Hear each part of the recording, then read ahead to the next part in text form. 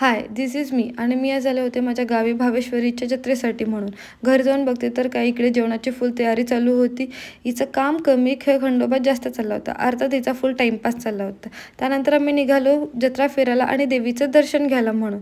मंदिरात जाऊन बघतो तर काही इकडे दर्शनासाठी खूप मोठी लाईन लागली होती, खूप गर्दी होती. हे बघून आम्ही आमचं माइंड चेंज केलं आणि आम्ही डिसाईड केलं की नेक्स्ट डे मॉर्निंग आम्ही सकाळी देवीचं दर्शन घ्यायला येणार म्हणून. मंदिर इतकं छान डेकोरेट केलं होतं की याला वाटत होतं की बघतच बसावं. त्यानंतर आम्ही सगळे कझन्स एकत्र बसलो होतो. वर्षातून आम्ही एकदा भेटतो, त्यामुळे आमच्या गप्पा गोष्टी चालू झाल्या, गेम्स वगैरे खेळले, फुल मस्त मजा केली. या दोघांना मी स्नॅपचॅटचे फिल्टर काय दाखवले, हे दोघं मला चिपकलीसारखं चिपकून बसले. नेक्स्ट डे मॉर्निंग सकाळी लवकर उठून मी रेडी झाले. या कबाडखान्यातून काढलेल्या कबडमध्ये बघत मी 2-3 फोटोज घेतले. नंतर आम्ही मंदिराकडे गेलो देवीचं दर्शन घ्यायला. इकडे ओठी वगैरे घेतली आणि मंदिरात येऊन बघतोय तर काय सेम रात्रीसारखीच गर्दी होती, काही चेंजेस तर नव्हते झाले. हे बघून आम्ही पण गपचूप लाईनमध्ये जाऊन थांबलो. याला VIP एंट्री पाहिजे होती, ह्याला शॉर्टकटमध्ये जायचं होतं, पण मी याला ते करू दिलं नाही. याला पण मी जबरदस्ती माझ्यासोबत लाईनमध्ये थांबवलं. इकडे पालखी ठेवली होती. आतमध्ये गेल्यावरती तर बघितलं तर इतकं खूप छान मस्त सजवलं होतं मंदिर. मूर्त्या तर खूप छान दिसत होत्या. देवीला बघतच बसू वाटत होतं. नॉर्मल डेजमध्ये इकडे देवीचं पाषाण असतं, पण आत्ता जत्रा, दिवाळी, दसऱ्यामध्ये मूर्त्या असतात.